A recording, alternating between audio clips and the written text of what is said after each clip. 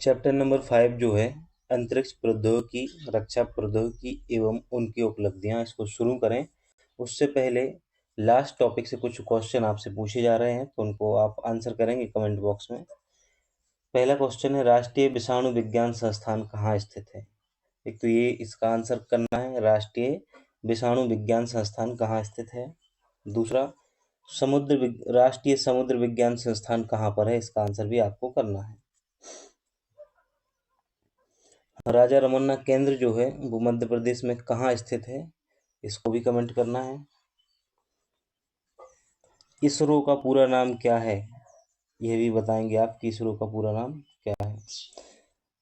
Aditya L1 का संबंध किस संस्थान से है, DRDO से है कि इसरो से है कि भाभा परमाणु एटॉमिक रिसर्च सेंटर से है, तो ऐसे बताना है कि जो आदित्य L1 है उसको किसने लॉन्च किया है, ये बताना है। सीधे सीधे कहने का मतलब ये है। भारत का पहला उपग्रह आर्यभट्ट को किस तिथि को लॉन्च किया गया था, यह भी आप कमेंट बॉक्स में कमेंट करेंगे कि भारत का जो पहला उपग्रह है आर्यभट्ट, उसको किस तिथि को लॉन्च किया गया है।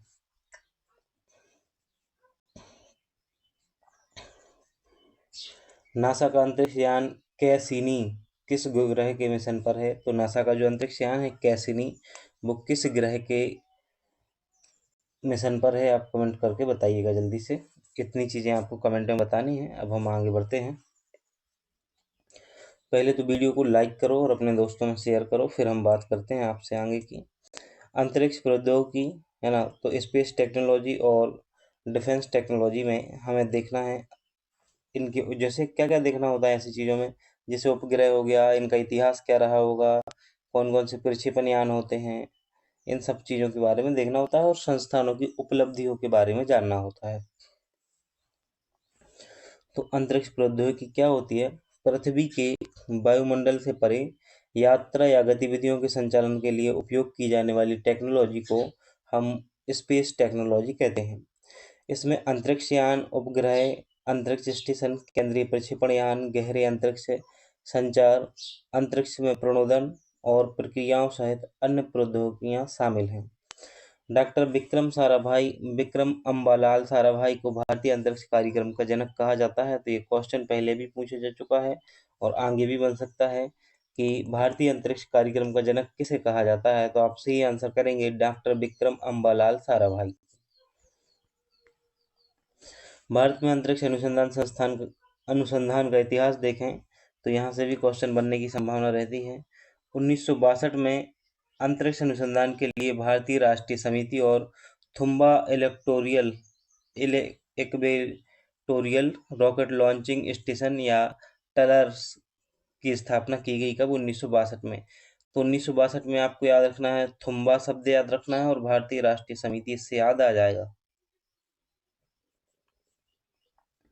1969 में परमाणु ऊर्जा विभाग के तहत इसरो या भारतीय अंतरिक्ष अनुसंधान संगठन का गठन हुआ। तो परमाणु ऊर्जा विभाग के तहत इसरो का गठन हुआ था कब? 1969 में। फिर 1971 का समय आया और आंध्र प्रदेश के श्रीहरिकोटा में सतीश धवन अंतरिक्ष केंद्र की स्थापना हुई। फिर उसके एक साल बाद भारत सरकार ने अंतरिक्ष आयोग का गठन कर दिया और जून 1972 में अंतरिक्ष विभाग की स्थापना की गई और सितंबर 1972 में अंतरिक्ष विभाग के तहत इसरो को लाया गया। तो स्थापना तो परमाणु ऊर्जा विभाग के तहत हुई थी, लेकिन 1972 में इसे अंतरिक्ष विभाग के अंतर्गत कर दिया गया इसरो। 1984 में राकेश शर्मा ने 8 दिन रूसी अंतरिक्ष स्टेशन पर बिताए और अंतरिक्ष में जाने वाले वे पहले भारतीय बन गए, राकेश शर्मा। इतनी चीजें आपको याद रखनी है। क्या होता है उपग्रह? उपग्रह एक खगोलीय पिंड है या फिर कोई मशीन होती है जो किसी ग्रह या तारे की परिक्रमा करती है। उदाहरण के लिए चंद्रमा एक उपग्रह है क्योंकि यह पृथ्वी की परिक्रमा करता है। इसके अलावा इंसानों द्वारा निर्मित बहुत सारी मशीनें जो कि किसी विशेष कार्य के लिए अंतरिक्ष में भेजे जाते हैं, वह भी उपग्रह ही कहलाते हैं।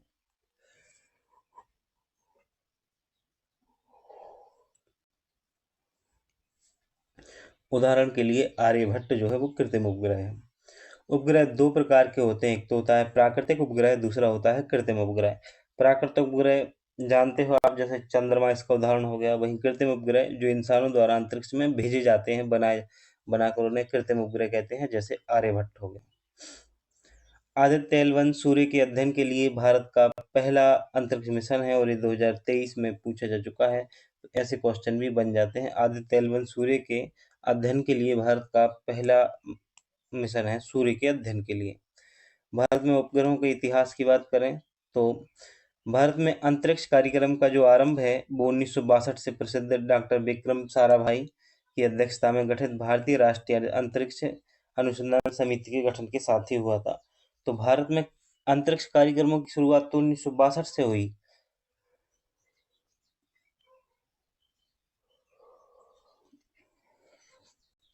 किसकी अध्यक्षता में गठित की गई थी समिति? डॉक्टर विक्रम साराभाई की अध्यक्षता में।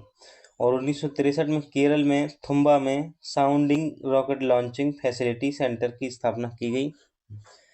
भारत के अंतरिक्ष कार्यक्रम की दिशा में एक महत्वपूर्ण कदम माना जाता है। 21 नवंबर 1963 को भारत ने अपना पहला रॉकेट नाइक एपास, तो भारत का जो पहला रॉकेट है वो नाइक एपास प्रक्षेपित किया था।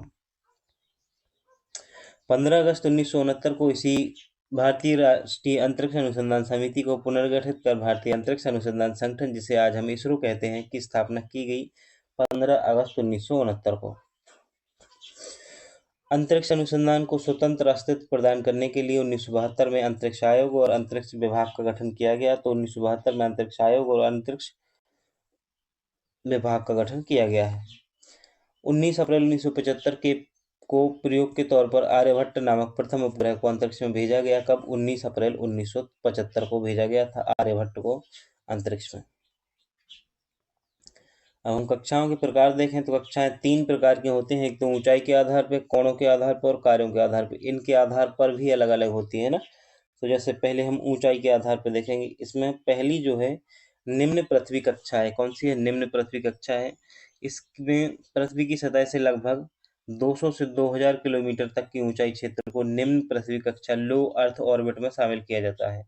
लो अर्थ ऑर्बिट का उपग्रह लगभग 90 से 180 मिनट पृथ्वी की परिक्रमा कर लेता है और इस कक्षा में सुदूर संवेदी अर्थात रिमोट सेंसिंग उपग्रह स्थापित किए जाते हैं। लियो में जो निम्न पृथ्वी कक्षा है, इसमें क्या होता है? दूर संवेदी या फिर रिमोट सेंसिंग उपग्रह को लगाया जाता है।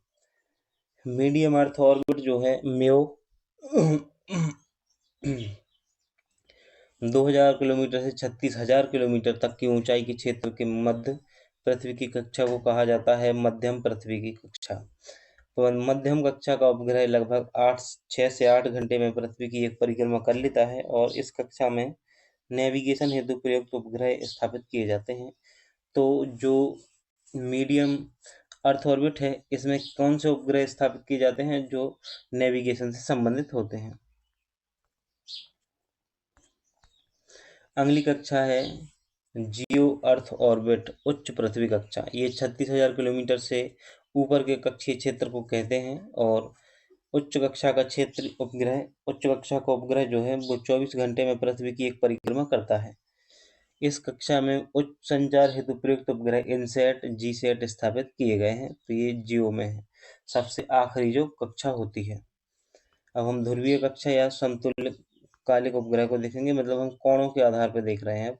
तो ध्रुवीय कक्षा या सूर्य तुल्य कालिक उपग्रह जिसे पोलर और सन सिंक्रोनस सैटेलाइट कहा जाता है। सूर्य तुल्यकालिक उपग्रह निम्न भू कक्षा के एक उपग्रह हैं जो पृथ्वी से 500 से 1000 किलोमीटर की ऊंचाई पर स्थित होते हैं।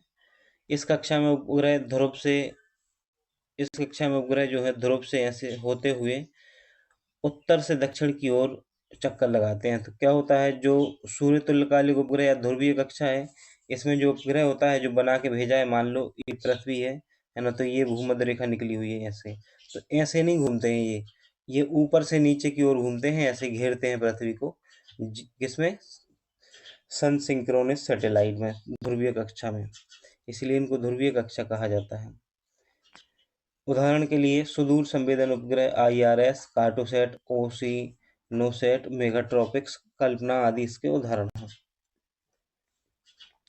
भूस्थिर कक्षा या भूतुल्यकालिक उपग्रह की बात करें तो इनके नाम से ही आप समझ पा रहे हो कि ये भूस्थिर कक्षा की बात कर रहे हैं।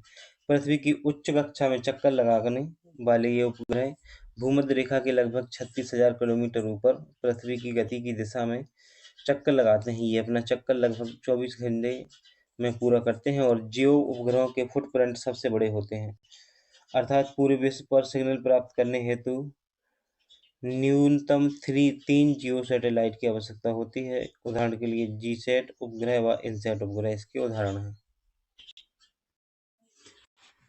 कार्य के आधार पर उपग्रह देखें तो मौसमी उपग्रह, संचार उपग्रह, वैज्ञानिक उपग्रह, सुदूर संवेदन उपग्रह और नौवहन उपग्रह शामिल हैं। मौसमी उपग्रह क्या होता है? मौसम से संबंधी जानकारी के लिए छोड़े जाते हैं। जैसे इनसैट 3D हो गया, ये कैसा है? मौसम संबंधी जानकारी देता है। संचार उपग्रह तो एक ट्रांसपोंडर के माध्यम से रेडियो दूरसंचार सिग्नल को प्रसारित और प्रवर्धित करता है। ये संचार से संबंधित होते हैं। वैज्ञानिक उपग्रह तो वैज्ञानिक खोज, अंतरिक्ष यान, अंतरिक्ष विकिरण, पृथ्वी, वायुमंडल, इन सब की जानकारी के लिए किसका प्रयोग किया जाता है? वैज्ञानिक उपग्रह का प्रयोग किया जाता है, जिसमें उदाहरण है आदित्य एल1। क्या है? आदित्य एल1 इसका उदाहरण है। ऐसी चीजें आपको याद रखनी है। सुदूर संवेदी उपग्रह क्या होते हैं? Remote sensing. रिमोट सेंसिंग का मतलब बिना किसी भौतिक संपर्क के या बिना उस साइट पर जाए वहां से संबंधित किसी वस्तु या घटना के बारे में विस्तृत जानकारी प्राप्त करना कहलाता है सुदूर संवेदी या रिमोट सेंसिंग। भारत का कार्टोसैट 1 जो है वो इसी का उदाहरण है। और नौवहन उपग्रह नेविगेशन सैटेलाइट रोज जरूरत पड़ने वाली जानकारियां जैसे कि live tracking, distance measure, live location आदि उपलब्ध करवा कर हमारे जीवन को आसान बनाते हैं। जैसे कि जीपीएस की बात करें तो ये हम अमेरिका द्वारा संचालित एक वैश्विक नौवहन संचार उपग्रह है। हम जिस गूगल मैप का इस्तेमाल करते हैं वो जीपीएस पर ही आधारित है। भारत का गगन जीपीएस पर आधारित उपग्रह है। प्रक्षेपण यान तकनीकों में एसएलवी, एएसएलवी, पीएसएलवी, जीएसएलवी और आरएलवी हमें पढ़ना है।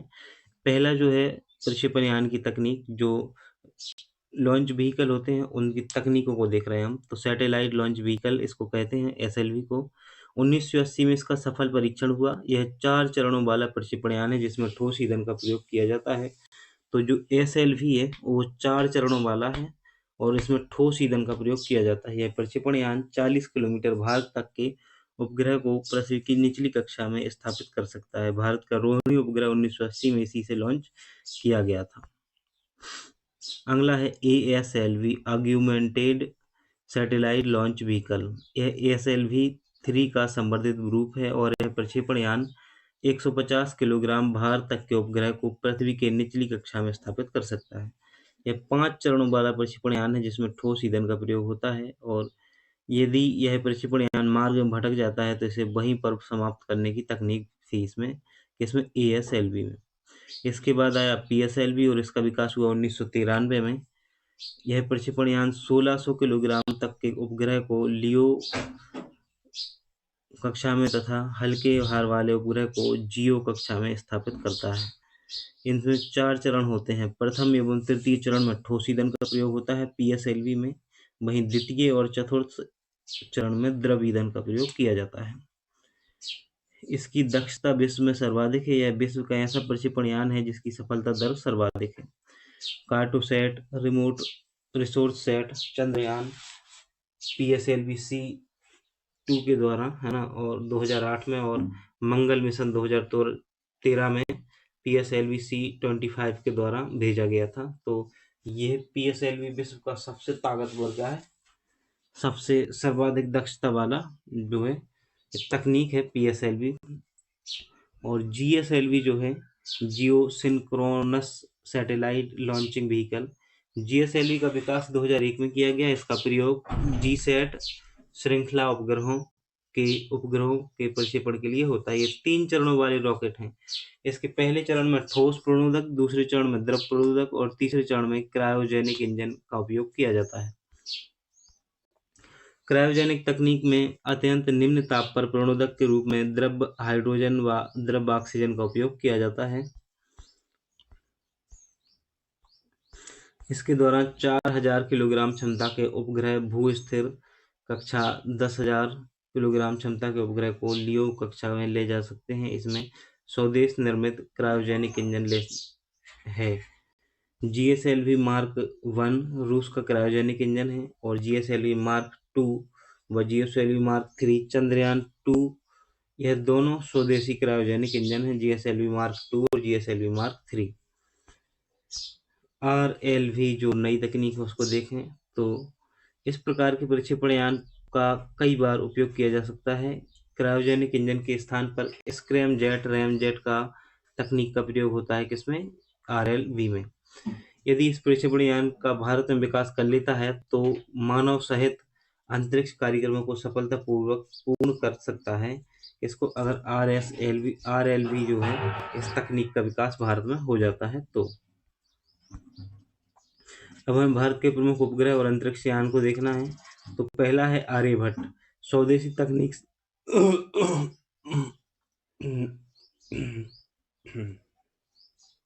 माफ कीजिएगा, स्वदेशी तकनीक से निर्मित भारत का प्रथम उपग्रह है और 19 अप्रैल 1975 में रूस के अंतरिक्ष केंद्र इंटरकॉस्मोस से इसका परीक्षण किया गया है।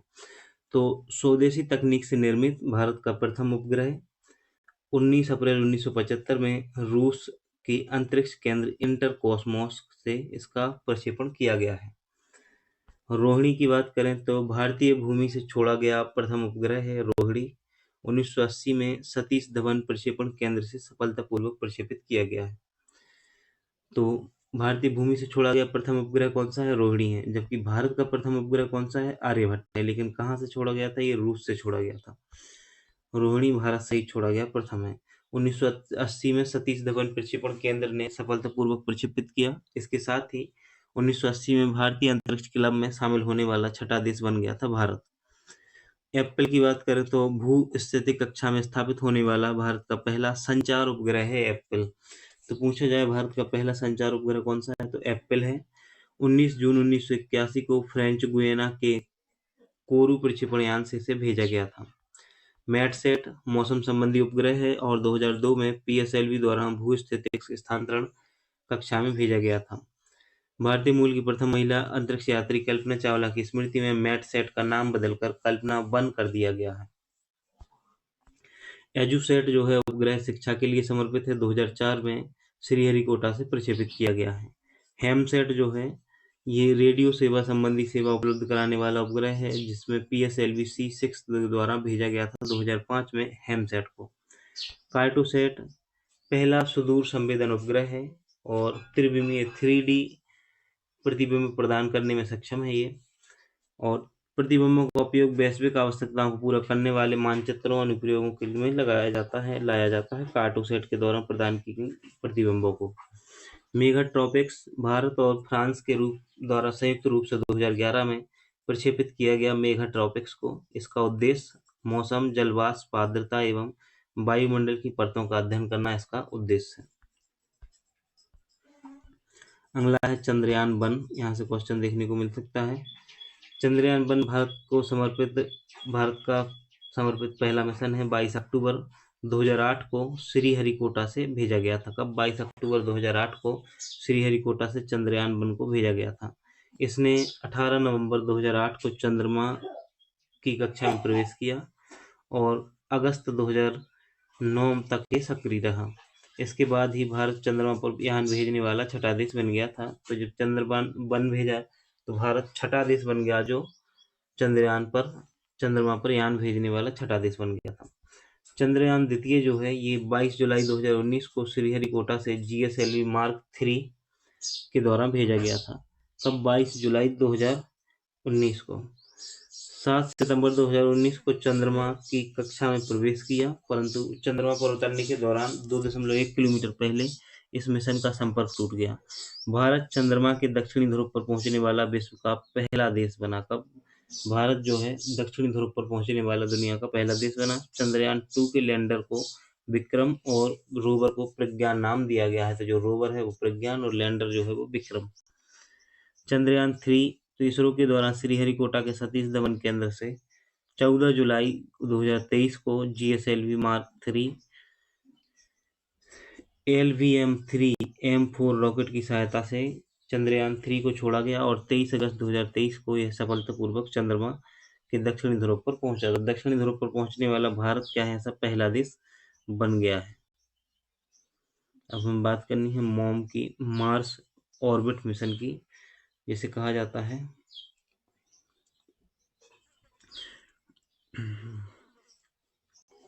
मंगलयान जो है वो भारत का पहला मंगल मिशन था और 5 नवंबर 2013 को PSLV C-25 द्वारा श्रीहरिकोटा से भेजा गया।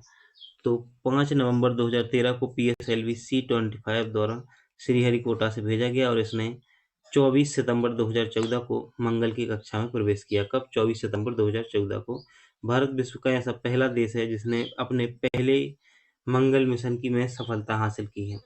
इसके साथ भारत मंगल की कक्षा में पहुंचने वाला विश्व का चौथा देश बन गया है। भारत से पहले रूस, अमेरिका व यूरोपीय यूनियन के बाद भारत चौथा है और 2024 में मंगलयान-2 को इसरो द्वारा भेजा जाना प्रस्तावित है। तो भारत से पहले रूस, अमेरिका और यूरोपीय यूनियन पहुंचे थे, अब भारत भी पहुंच चुका है, तो चौथा बन गया है ना।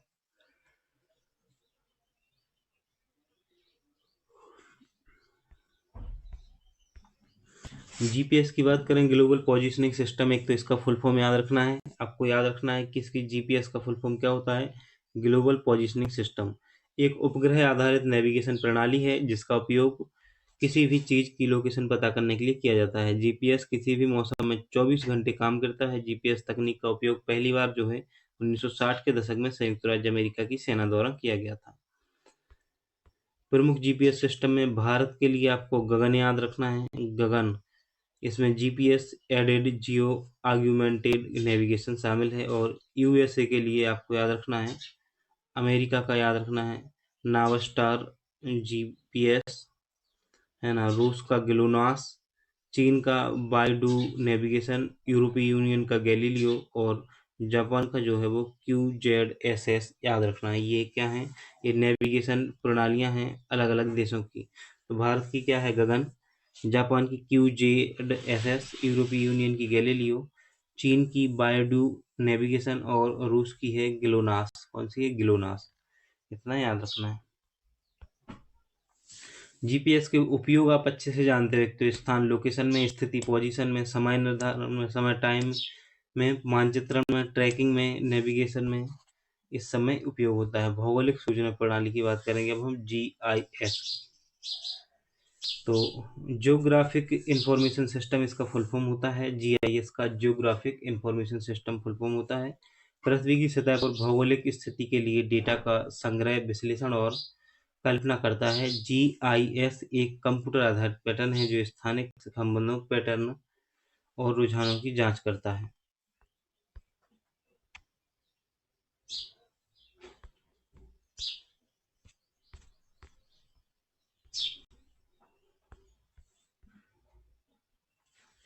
GIS के प्रमुख घटक में हार्डवेयर, सॉफ्टवेयर, प्रक्रिया, लोग और डाटा शामिल हैं।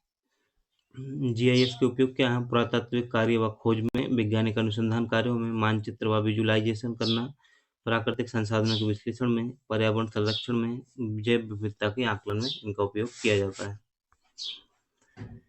इसे भी जाने। युक्तधारा, युक्तधारा नामक पोर्टल रिमोट सेंसिंग के साथ साथ भौगोलिक सूचना प्रणाली आधारित डेटा की मदद से नई मनरेगा संपत्तियों को सुविधाजनक बनाने में मदद करेगा। युक्तधारा इसलिए लॉन्च किया गया है।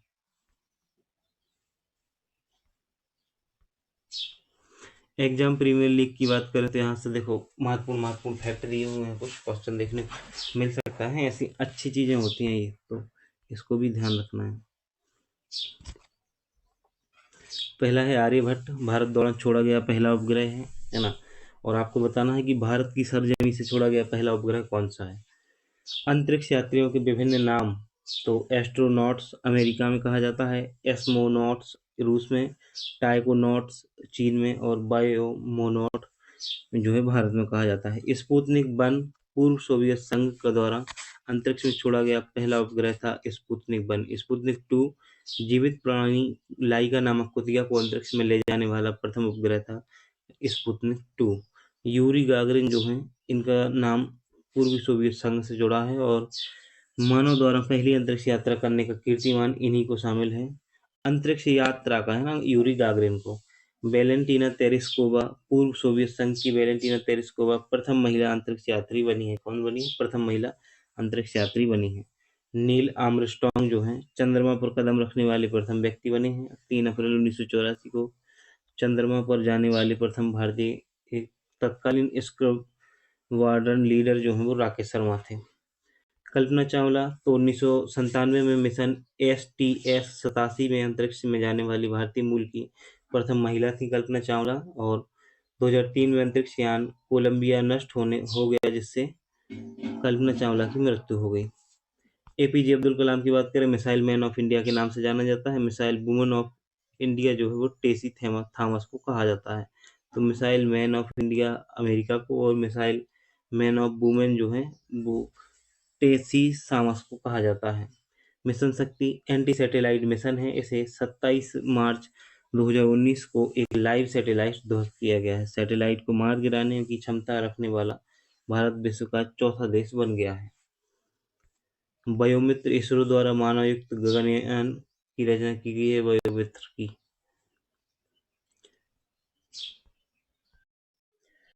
वायुमित्र जो है वो इसरो द्वारा मानवयुक्त गगनयान मिशन हेतु एक अर्धमानवीय रोबोट वायुमित्र को लॉन्च किया गया है, और इससे क्वेश्चन पहले पूछा जा चुका है। एक भुवन पोर्टल है, ये 3D रूप में इंटरनेट पर देखा जाता है क्या? जब किसी देश के क्षेत्र को 3D रूप में इंटरनेट पर देखा जा सकता है। भुवन पोर्टल, इसमें हिंदी, अंग्रेजी, तमिल व तेलुगु भाषाएं उपलब्ध हैं। सत्यभामा सेट की बात करें तो सत्यभामा सेट भारत में विकसित एक सूक्ष्म प्रायोगिक छात्र उपग्रह है और एक शैक्षणिक संस्थान उपग्रह है सत्यभामा सेट। ऋतु करिधाल श्रीवास्तव तो मंगल मिशन की उपनिदेशक और इसरो की वैज्ञानिक ऋतु करिधाल श्रीवास्तव को रॉकेट वुमेन के नाम से जाना जाता है। स्पेस टेक्नोलॉजी के बाद अब हमें डिफेंस टेक्नोलॉजी की बात करनी है। इसमें हम 3 चीज़ों को देखते हैं, थल सेना, नौसेना और वायुसेना। थल सेना में मिसाइल और युद्ध टैंक, वहीं नौसेना में पनडुब्बी और युद्धपोत, और वायुसेना में लड़ाकू विमान, हेलीकॉप्टर और ड्रोन को पढ़ते हैं। मिसाइलें जो होती हैं, मिसाइल के प्रकार को पथ के आधार पर, मार्ग क्षमता के आधार पर, स्थान के आधार पर और गति के आधार पर बांटा गया है। इन 4 आधारों पर मिसाइल के प्रकारों को बांटा गया है। वहीं भारत की जो प्रमुख मिसाइलें हैं उसमें अग्नि, त्रिशूल, ब्रह्मोस, प्रहार, पृथ्वी, सागरिका, नाग और निर्भय शामिल हैं। मिसाइल के प्रकारों को एक एक करके देखें तो सबसे पहले पथ के आधार पर देखते हैं। पथ के आधार पर अर्थात मार्ग के आधार पर क्रूज मिसाइल देखेंगे। सबसे पहले क्रूज मिसाइल जो है, क्रूज मिसाइल अपने लक्ष्य को खोजकर प्रहार करती हैं। क्रूज मिसाइल पृथ्वी की सतह के समान चलती हैं। इन मिसाइल का आकार छोटा व क्षमता कम होती है। यह मिसाइलें कम मात्रा में विस्फोट को ले जाने में सक्षम होती हैं। इनमें जेट इंजन का प्रयोग किया जाता है। और ब्रह्मोस मिसाइल जो है क्रूज मिसाइल का उदाहरण है। किसका? क्रूज मिसाइल का उदाहरण है ब्रह्मोस मिसाइल। बैलिस्टिक मिसाइल जो है, बैलिस्टिक मिसाइल का उपयोग किसी पूर्व निर्धारित लक्ष्य को दागने के लिए किया जाता है। बैलिस्टिक मिसाइल छोड़े जाने के बाद हवा में एक अर्धचंद्राकार पथ का अनुसरण करती है। बैलिस्टिक मिसाइल का आकार बड़ा एवं क्षमता अधिक होती है। यह मिसाइलें बड़ी मात्रा में विस्फोटक को ले जाने में सक्षम होती हैं। इसमें रॉकेट इंजन का प्रयोग किया जाता है। उदाहरण के लिए अग्नि मिसाइल इसका उदाहरण है। तो देखो, क्रूज मिसाइल कैसी होती हैं? अपने लक्ष्य को खोजकर प्रहार करती हैं और सतह के समान चलती हैं। आकार छोटा होता है और क्षमता भी कम होती है। विस्फोटक पदार्थ भी कम ले जा पाती हैं, और ब्रह्मोस मिसाइल इसका उदाहरण है। बैलिस्टिक मिसाइल में आपको याद रखना है कि पूर्व निर्धारित लक्ष्य को दागती हैं, एक चीज, अर्धचंद्राकार पथ का अनुसरण करती हैं, 2, मिसाइलों का आकार बड़ा होता है तो क्षमता भी अधिक होती है, और जो है विस्फोटक पदार्थ भी अधिक ले जाने में सक्षम है। रॉकेट इंजन का प्रयोग इसमें किया जाता है, और अग्नि मिसाइल जो है इसका उदाहरण है। इतनी चीजें याद रखनी है।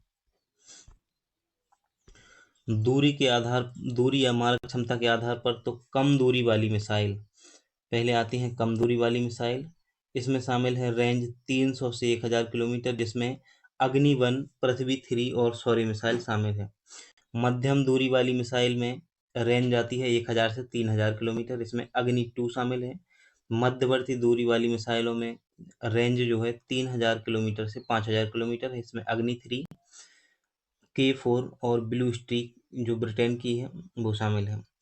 अंतर महाद्वीपीय दूरी वाली मिसाइल, इसकी रेंज 5000 किलोमीटर से अधिक होती है और अग्नि 6 अभी विकसित हो रही है, इसकी रेंज शामिल होगी। अब हम स्थान के आधार पर देखेंगे, जमीन से जमीन, हवा से हवा और जमीन से हवा में मार। तो जमीन से जमीन में जो मार क्षमता वाली मिसाइलें हैं उसमें पृथ्वी, अग्नि, ब्रह्मोस, धनुष और प्रहार को याद रखना है। वहीं जमीन से हवा में त्रिशूल और आकाश को याद रखना है। हवा से हवा में अस्त्र मिसाइल से वार किया जाता है। गति एवं मैक के आधार पर तो सबसोनिक मिसाइलें होती हैं। कौन सी? सबसोनिक मिसाइल जो होती हैं, इन मिसाइल की चाल ध्वनि की चाल से कम, 1 मैक संख्या से कम होती है। ध्वनि की चाल से कम होती है सबसोनिक मिसाइल। सुपरसोनिक मिसाइल जो है ध्वनि की चाल से अधिक, 1 मैक संख्या से अधिक होती है इनकी चाल। इसका उदाहरण है ब्रह्मोस। कौन सा है? ब्रह्मोस इसका उदाहरण है। सबसोनिक का उदाहरण है ब्रह्मोस, माफ कीजिए, सुपरसोनिक का उदाहरण है ब्रह्मोस। वहीं निर्भय, टॉम हॉक और एक्सोसल जो है वो सबसोनिक का उदाहरण है। सुपरसोनिक के बाद आती हैं हाइपरसोनिक मिसाइलें। इन मिसाइल की चाल ध्वनि की चाल से 5 गुना या 5 मैक संख्या से अधिक होती है। भारत में ब्रह्मोस 2 का विकास इस श्रेणी में किया जा रहा है। मैक संख्या क्या होती है? किसी माध्यम से किसी पिंड की चाल तथा उसी माध्यम में ताप दाब की उन्हीं परिस्थितियों में ध्वनि की चाल में अनुपात को उस माध्यम में वस्तु का मैक संख्या कहा जाता है। सीधी सी आती है कि जो ध्वनि की चाल होती है ना, उसी को मैक संख्या में मापा जाता है, इसी को कहा जाता है। तो ज्यादा चीजें याद रखने की जरूरत नहीं है।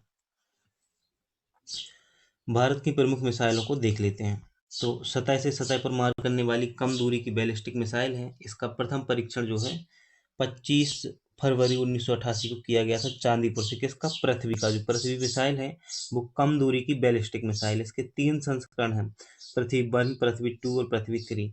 कब पहला परीक्षण किया गया है? 25 फरवरी 1988 को। बस इतना ही याद रखना है। एक तो याद रखना है कि भारत की बैलिस्टिक मिसाइल है पृथ्वी। दूसरी मिसाइल है अग्नि। कौन सी है? अग्नि है, जो आपको यहाँ पे पीडीएफ में सही दिख नहीं रहा होगा। अग्नि भारत की लंबी दूरी एवं तथा इंटरमीडिएट रेंज की बैलिस्टिक मिसाइल है। अग्नि जमीन से जमीन पर मार करने में सक्षम है। तो ये याद रखना है कि जमीन से जमीन पर मार करने में सक्षम है। अगली मिसाइल है नाग। कौन सी है? नाग। नाग जो मिसाइल है ना, वो टैंक रोधी मिसाइल है। कैसी है? टैंक रोधी मिसाइल है, एंटी टैंक मिसाइल है और इसका सफल परीक्षण 1990 में किया गया था। जिसका नया संस्करण हेलिना या ध्रुवास्त्र है। कौन सा? हेलिना और ध्रुवास्त्र है। इसका उपनाम होता है दागो और भूल जाओ, क्योंकि इसे एक बार दागे जाने के बाद निर्देशित करने की जरूरत नहीं होती है नाग मिसाइल को। कैसी है? एंटी टैंक रोधी मिसाइल है और परीक्षण 1990 में हुआ है। संस्करण इसका है, नया संस्करण हेलिना और ध्रुवास्त्र है। इसके बाद जो महत्वपूर्ण नाम है आकाश मिसाइल का, ये सतह से हवा में मार करने वाली मध्यम दूरी की बहुलक्षीय मिसाइल है। इसकी मारक क्षमता 25 किलोमीटर है और यह पहली ऐसी भारतीय प्रक्षेपास्त्र है जिसके प्रणोदक में रैमजेट सिद्धांतों का प्रयोग किया गया है आकाश में। त्रिशूल की बात करें तो सतह से हवा में मार करने वाली कम दूरी की मिसाइल है त्रिशूल। इसकी क्षमता 9 किलोमीटर है। दुश्मन की लड़ाकू विमान, हेलीकॉप्टर या ड्रोन को समाप्त कर सकता है। ब्रह्मोस मिसाइल भारत एवं रूस की संयुक्त परियोजना के तहत विकसित है। इसका नामकरण ब्रह्मपुत्र नदी भारत एवं मास्कोवा नदी रूस के नाम पर रखा गया है, इसलिए इसे ब्रह्मोस कहा जाता है। यह मध्यम दूरी वाली सुपरसोनिक क्रूज मिसाइल है। इसकी स्मारक क्षमता 290 किलोमीटर थी, लेकिन नवीन संस्करण में 450 से 500 किलोमीटर है। सतह से सतह मार करने वाली तथा दागो और भूल जाओ की पद्धति पर वाली ये मिसाइल है। इसका प्रथम सफल परीक्षण जो है 2001 में किया गया था। शौर्य मिसाइल सतह से सतह पर मार करने वाली बैलिस्टिक मिसाइल है। तो सिर्फ इतना ही याद रखना है, शौर्य मिसाइल जो है सतह से सतह पर मार करने वाली बैलिस्टिक मिसाइल है। अग्नि 6 मिसाइल जो है वो 5500 किलोमीटर से अधिक के लिए विकसित की गई है। सैटेलाइट रोधी मिसाइल होगी ये और अंतर महाद्वीप प्रकार की बैलिस्टिक मिसाइल होगी। सैटेलाइट रोधी मिसाइल 5500 किलोमीटर से भी अधिक की है अग्नि 6 मिसाइल। ब्रह्मोस 2 मिसाइल जो है यह भारत एवं रूस के बीच समझौते के तहत प्रस्तावित हाइपरसोनिक मिसाइल होगी। कौन सी? हाइपरसोनिक मिसाइल होगी ब्रह्मोस 2, भारत एवं रूस के बीच प्रस्तावित है। निर्भय मिसाइल जो है भारत के द्वारा निर्मित सबसोनिक क्रूज मिसाइल है। तो एक तो याद रखना है, सबसोनिक क्रूज मिसाइल है, जमीन से जमीन पर ही मार कर सकती है और इसका निर्माण रक्षा अनुसंधान विकास संगठन ने किया है, डीआरडीओ ने किया है। इसकी मारक क्षमता 1000 किलोमीटर है निर्भय मिसाइल की। सागरिका जो है साइबेरियन लॉन्च बैलिस्टिक मिसाइल है। सागरिया का जो है साइबेरियन लॉन्च बैलिस्टिक मिसाइल है सागरिका। समुद्र के भीतर किया गया है इसका पहला परीक्षण, और मिसाइल परंपरागत एवं परमाणु दोनों आयुध ले जाने में सक्षम है। भारत 5वां ऐसा देश है जिसके पास पनडुब्बी से बैलिस्टिक मिसाइल दागने की क्षमता है। धनुष सतह पर मार करने वाली कम दूरी की बैलिस्टिक मिसाइल है धनुष। धनुष के बारे में इतना ही याद रखो। प्रद्युम्न जो है दुश्मन के प्रक्षेपास्त्र को हवा में बहुत ही कम दूरी पर मार गिराने में सक्षम है। यह स्वदेश निर्मित है प्रद्युम्न, और सफल परीक्षण हुआ था 2007 में। पिनाक जो मिसाइल है इसका विकास डीआरडीओ ने किया है। किसने? डीआरडीओ ने किया है। जमीन से जमीन पर मार करने में सक्षम है। मल्टी बैरल रॉकेट लॉन्चिंग प्रणाली पर आधारित है पिनाक। 1999 में कारगिल के युद्ध के दौरान सफल प्रयोग किया गया। भगवान शंकर के धनुष पिनाक के नाम पर इसका नामकरण किया गया, और इसकी मारक क्षमता जो है 40 किलोमीटर है पिनाक की। पिनाक डीआरडीओ द्वारा विकसित जमीन से जमीन पर मार कर सकने वाली मल्टी बैरल रॉकेट लॉन्चिंग प्रणाली है। 1999 में कारगिल युद्ध के दौरान सफल परीक्षण किया गया। धनुष पिनाक के नाम पर इसका नामकरण है, और क्षमता कितनी है? 40 किलोमीटर है। काली 5000 इसका पूर्ण नाम है। काली का पूर्ण नाम है किलो अम्पेरे लाइनर। यह बार्क और डीआरडीओ द्वारा विकसित की गई है। काली 5000 जो है वो बार्क और डीआरडीओ दोनों ने मिलकर विकसित की है। शक्तिशाली बीम अस्त्र है जिससे माइक्रोवेव उत्सर्जित होती हैं। यह विमानों एवं प्रक्षेपास्त्र पर लक्षित करने पर उनकी इलेक्ट्रॉनिक प्रणालियों एवं कंप्यूटर चिप्स को समाप्त करके उन्हें ध्वस्त करने में सक्षम होती हैं। प्रहार की बात करें तो प्रहार जो है डीआरडीओ द्वारा विकसित है। किसके द्वारा? प्रहार डीआरडीओ द्वारा विकसित बैलिस्टिक मिसाइल है। इसकी मारक क्षमता 150 किलोमीटर एक चरण वाली एक ऐसी मिसाइल है। अब हम देखेंगे मिसाइलों के बाद भारत के प्रमुख युद्ध टैंक। इस वीडियो में हम रिवीजन बिल्कुल नहीं कर रहे हैं ना। आप देख रहे होंगे कि वीडियो में रिवीजन नहीं कर रहे हैं, तो कोई बात नहीं, रिवीजन आपको खुद से करना है। अभी हम नहीं करा रहे हैं वीडियो में, तो आपको रिवीजन खुद से करना है। वीडियो को दोबारा से देख लेना तो आपका रिवीजन हो जाएगा। भारत के प्रमुख युद्ध टैंकों की बात करें तो अर्जुन युद्ध टैंक जो है, अर्जुन युद्ध टैंक, यह स्वदेशी तकनीक पर आधारित डीआरडीओ ने विकसित किया है। किसने किया है? डीआरडीओ ने विकसित किया है, और जवानों को जहरीली गैस एवं विकिरणों के प्रभाव से बचाता है। अर्जुन युद्ध टैंक। भीष्म टैंक, भारत ने इसे रूस से खरीदा है। भीष्म टैंक को रूस से खरीदा है, किंतु वर्तमान में भारत पास इसे बनाने का लाइसेंस प्राप्त है। जमीन पर बिछाई गई बारूदी सुरंग से रक्षा करता है। और अजय टैंक 1979 में भारतीय सेना में शामिल हुआ है। अजय टैंक। वज्र टैंक, इसका पूरा नाम है K9 वज्र। क्या है? K9 वज्र टैंक इसका पूरा नाम है, और सूरत के हजीरा में L&T कंपनी के द्वारा विकसित हुआ है। 2021 में मेक इन इंडिया के तहत इसका निर्माण किया गया है। वज्र टैंक का T55 MBT जो है करीब 700 टैंक भारतीय सेना के पास है। इसकी ऑपरेशनल रेंज 325 किलोमीटर होती है।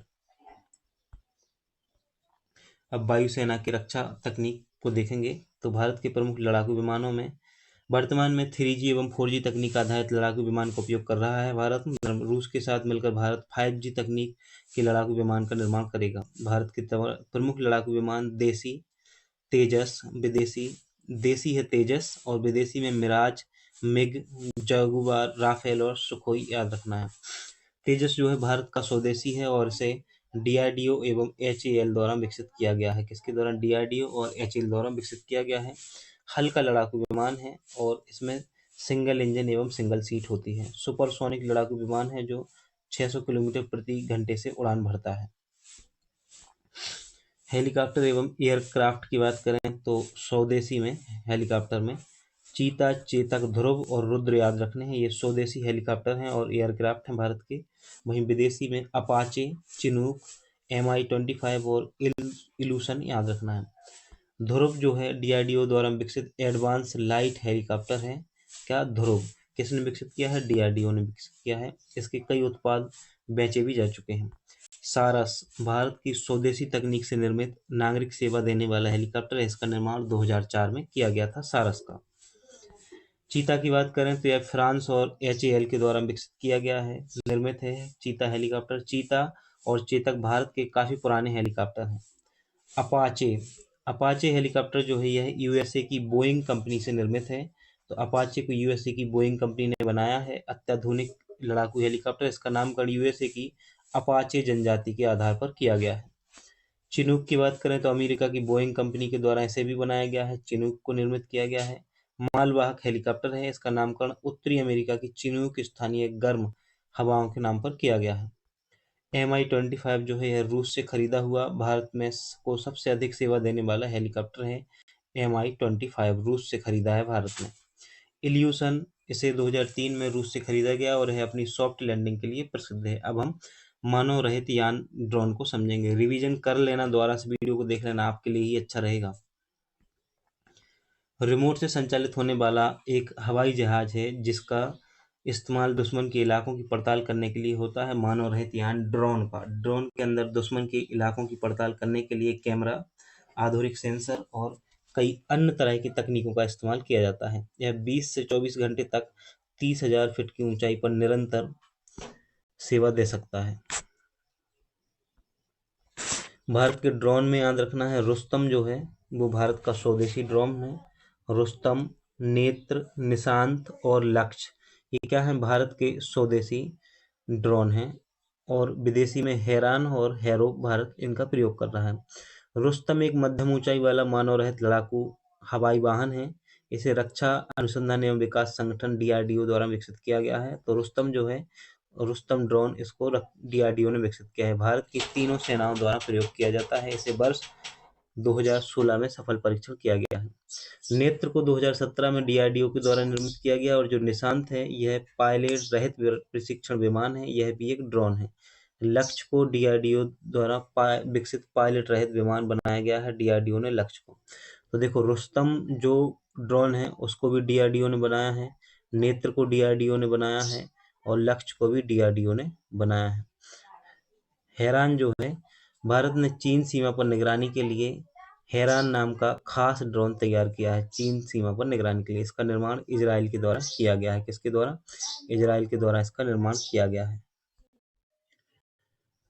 हैरूप जो है यह भी इजराइल के द्वारा ही बनाया गया है। तो इतना ही याद रखना है, किसके द्वारा निर्मित है, इजराइल के द्वारा। अब हम नौसेना रक्षा तकनीक को देखेंगे तो विमान वाहक पोत और पनडुब्बियों को देखेंगे। पनडुब्बी क्या करती हैं, जल के अंदर होती हैं जिससे दुश्मन का रडार पता नहीं कर सकता है। और विमान वाहक पोत, इन पर लड़ाकू विमान भेजे एवं उतारे जाते हैं, इन्हीं को बोलते हैं विमान वाहक पोत। भारत के प्रमुख विमान वाहक पोत देखें तो INS विक्रांत, भारत का पहला स्वदेशी विमान वाहक पोत है INS विक्रांत। INS विराट की बात करें तो INS विराट को 1987 में भारतीय नौसेना ने में शामिल किया गया है। ब्रिटेन से खरीदा गया था और 2017 में इसकी सेवा समाप्त हो गई है। INS विक्रमादित्य 16 नवंबर 2013 को भारतीय नौसेना में शामिल किया गया और रूस से उपहार में प्राप्त है, जिसे एडमिरल गोर्सोगो के नाम से रूस में जाना जाता है। INS रंजीत भी भारत के द्वारा ही बनाया गया है, रूस के द्वारा निर्मित है INS रंजीत, है ना। भारत की प्रमुख पनडुब्बियों में INS अरिहंत, भारत द्वारा निर्मित पहली पनडुब्बी है INS अरिहंत। और INS करंज, INS अरिदमन और INS कदमत याद रखना है। वहीं विदेशी में INS चक्र, सिंधु रक्षक, कलवरी और शिशुमार। तो चक्र जो है वो रूस के सहयोग से, सिंधु रक्षक रूस के सहयोग से, कलवरी फ्रांस के सहयोग से और शिशुमार जो है वो जर्मनी के सहयोग से निर्माण हुआ है इनका पनडुब्बियों का। स्कॉर्पियन श्रेणी की पनडुब्बियां यह डीजल से चलती हैं तथा पानी में ही कार्बन डाइऑक्साइड छोड़ती हैं। इस श्रेणी की निम्न पनडुब्बियां हैं INS कलवरी, खांडेरी, बेला, बागीर, करंज और बागसीर जो हैं वो स्कॉर्पियन श्रेणी की पनडुब्बियां हैं। समाचार पन्नों से यूवी का इसरो, इस कार्यक्रम के तहत स्कूल के बच्चों युवा वैज्ञानिकों का दर्जा प्राप्त कर सकेंगे। रुद्रम, प्रथम भारतीय ND रेडिएशन मिसाइल का विकास DRDO द्वारा किया गया है। किसका? रुद्रम का। अजय वॉरियर युद्ध अभ्यास ब्रिटेन के साथ 27 अप्रैल 11 मई 2023 को किया गया था। अजय वॉरियर किसके साथ? भारत और ब्रिटेन के बीच किया गया था युद्ध अभ्यास। एग्जाम प्रीमियर लीग की बात करें तो कुछ देख लेते हैं। आपको AS AAW का फुल फॉर्म याद रखना है, स्मार्ट एंटी एयर फील्ड हथियार इसका फुल फॉर्म होता है ना। और मार्स, MARS जो है यह फाइल ऑटोनॉमस रोबोट सिस्टम है। मार्स भूमि की खानों एवं विस्फोटक उपकरणों को संभालने के लिए स्मार्टफोन है ये मार्स। हेलिना एवं नांग टैंक रोधी मिसाइल है। टॉप अटैक मोड मिसाइल अत्यधिक ऊंचाई पर जाकर नीचे मुड़कर लक्ष्य को भेजती है, उसको बोलते हैं टॉप अटैक मोड मिसाइल। अगला है डायरेक्ट हिट मोड मिसाइल, कम ऊंचाई पर जाकर सीधे लक्ष्य को भेजती हैं, इसको बोलते हैं डायरेक्ट हिट मोड मिसाइल। तारपीड़ो पनडुब्बी से चलने वाली मिसाइलों को नष्ट करने के लिए इसका उपयोग किया जाता है, उदाहरण वरुणास्त्र। स्वतंत्र रक्षा अनुसंधान एवं विकास विभाग 1980 में स्थापित हुआ और प्रोजेक्ट 75 के तहत फ्रांस के साथ मिलकर देश में पनडुब्बियों का विकास किया जा रहा है, प्रोजेक्ट 75 के तहत।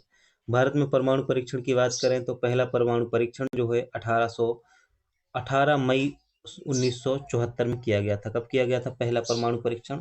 18 मई 1974 में किया गया था, ये आपको याद रखना है।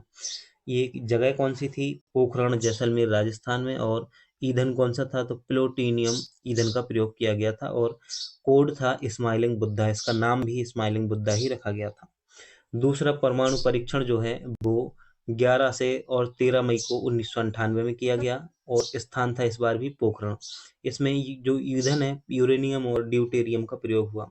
प्रमुख वैज्ञानिक थे आर चिदम्बरम, APJ अब्दुल कलाम और अनिल काकोडकर मध्य प्रदेश के थे। अनिल काकोडकर का संबंध मध्य प्रदेश से है। चर्चा में रही रक्षा तकनीक में हाल ही में anti submarine warfare craft INS Androth को कोलकाता में लॉन्च किया गया है और वरुण भारत का पहला यात्री ड्रोन बन गया है। कौन सा? वरुण जो है भारत का पहला यात्री ड्रोन है। स्काई वॉक जो है भारत का पहला 5G ड्रोन है, स्काई वॉक। INS विक्रांत जो है ये भारत का पहला स्वदेशी विमान वाहक पोत है, INS विक्रांत। प्रचंड हल्का लड़ाकू हेलीकॉप्टर है प्रचंड, नाम से भी क्वेश्चन आए हैं सीधे, तो ध्रुव से आया था जैसे क्वेश्चन, तो ऐसे आ सकता है ना। कैसे? प्रचंड के बारे में आएगा तो क्या होगा? हल्का लड़ाकू हेलीकॉप्टर है प्रचंड। पनडुब्बी सिंधु ध्वज को सेवा मुक्त कर दिया गया है। युद्धपोत निशंक, अक्षय और गोमती को सेवा मुक्त कर दिया गया है। वहीं चंद्रयान 3 की सफलता के बाद भारत चंद्रमा के दक्षिणी ध्रुव पर पहुंचने वाला विश्व का पहला देश बन गया है। अब हमें सैन्य अभ्यासों को देखना है, सिर्फ ये देखना है कि किन किन देशों के बीच है। तो देखो, धर्म गार्जियन जो है ये भारत और जापान के बीच होता है। किसके बीच? भारत और जापान के बीच धर्म गार्जियन। दस्तलिक जो है वो भारत और उज्बेकिस्तान के बीच दस्तलिक। सूर्य किरण भारत और नेपाल के बीच। गरुण शक्ति भारत और इंडोनेशिया के बीच। वरुण अभ्यास जो है वो भारत और फ्रांस के बीच वरुण अभ्यास होता है। अग्नि वॉरियर भारत और सिंगापुर के बीच। मालाबार जो है वो क्वाड देशों के बीच होता है। और क्वाड में कौन कौन से 4 देश शामिल हैं? भारत और जापान, 2 नाम मैंने बता दिए हैं, बाकी 2 नाम आप बताओगे कमेंट बॉक्स में। नसीम अल बहर जो युद्धाभ्यास है वो भारत और ओमान के बीच होता है। उदार शक्ति युद्धाभ्यास जो है वो भारत और मलेशिया के बीच होता है, उदार शक्ति। गरुड़ अभ्यास जो है वो भारत और फ्रांस के बीच होता है। देखो, गरुड़ अभ्यास भारत और फ्रांस के बीच है, वहीं गरुड़ शक्ति जो है वो भारत और इंडोनेशिया के बीच है, गरुड़ शक्ति। और गरुड़ अभ्यास कहाँ पर है? भारत और फ्रांस के बीच। ईस्टर्न ब्रिज भारत और ओमान के बीच। और वीर गार्जियन भारत और जापान के बीच होता है, वीर गार्जियन। इतना याद रखना है। अब हमें देखना है गोवा प्लान को साकार करने वाले तथ्यों को, तो इनको जल्दी जल्दी से समझ लेते हैं। पहले हमने देख ही लिया है अभी।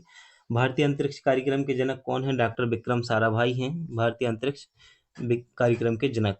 भारत के प्रथम अंतरिक्ष उपग्रह आर्यभट्ट को डिजाइन करने वाले वैज्ञानिक UR राव उडुपी रामचंद्र राव हैं। नासा के अंतरिक्ष यात्री मार्क बेंड हैं जिन्होंने सर्वाधिक लंबी यात्रा अंतरिक्ष यात्रा का रिकॉर्ड बनाया है, 355 दिन का। ईगल नामक लैंडर के माध्यम से सबसे पहले नील आर्मस्ट्रॉन्ग चंद्रमा पर पहुंचे थे। और डेविन CI+ और वेरिटास नासा द्वारा 2021 में घोषित किए गए 2 शुक्र ग्रह के मिशन हैं। लीसा जो है एक प्रस्तावित अंतरिक्ष मिशन है जिसका उद्देश्य गुरुत्वीय तरंगों का पता लगाना है। वहीं चंदा एक्स-रे दूरबीन का नामकरण सुब्रमण्यम चंद्रशेखर के नाम पर किया गया है। भारतीय उपग्रह श्रृंखला इनसैट मौसम विज्ञान संबंधी उपग्रह का उदाहरण है। और नाविक का पूरा नाम होता है navigation with India constellation. Galileo परियोजना यूरोपीय संघ द्वारा विकसित एक मल्टी सैटेलाइट संचालन परियोजना है। कौन सी? गैलीलियो।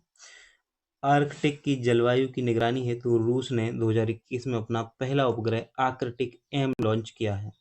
सौरमंडल के सभी ग्रहों में शनि ग्रह का घनत्व सबसे कम है। तो किसका घनत्व सबसे कम है? शनि ग्रह का सबसे कम है। भारत की पहली स्वदेशी एंटी रेडिएशन मिसाइल रुद्रम है, जिसे डीआरडीओ ने विकसित किया है। तो ये पूछा जा सकता है, भारत की पहली एंटी रेडिएशन मिसाइल कौन सी है? रुद्रम है, जिसे किसने विकसित किया है? डीआरडीओ ने। डीआरडीओ का आदर्श वाक्य है बलस्य मूलम विज्ञानम। क्या है? बलस्य मूलम विज्ञानम। और राफेल लड़ाकू जेट विमान की सप्लाई करने वाली फ्रांसीसी कंपनी डसॉल्ट एविएशन है। कौन सी है? डसॉल्ट एविएशन है। रक्षा मंत्रालय द्वारा अपतटीय गश्ती जहाज का नाम सार्थक है, जिसे गोवा शिपयार्ड लिमिटेड द्वारा डिजाइन किया गया है। जियोडेसी पृथ्वी के 3 मूलभूत गुणों का सटीकता से मापन एवं उसकी समझ विकसित करने वाली विज्ञान की शाखा है। कौन? जियोडेसी, जिसमें पृथ्वी के रूप, आकार, घनत्व, भार आदि का अध्ययन किया जाता है। और नैनो हमिंग बर्ड अमेरिका द्वारा विकसित चालक रहित जासूसी विमान है। कौन सा? Nano humming bird. 2021 में भारतीय मौसम विज्ञान विभाग ने डॉपलर वेदर रडार को उत्तराखंड के मुक्तेश्वर नैनीताल में स्थापित किया है। CECRI जो है, CECRI central electrochemical research institute की स्थापना अलगप्पा चेटियार, शांति स्वरूप भटनागर और जवाहरलाल नेहरू के प्रयासों से कराईकुड़ी, तमिलनाडु में हुई थी। मोमोस नहीं है भाई, MOEMS है, ये मोमोस पढ़ रहे हैं। का पूरा नाम micro opto electro mechanical system है।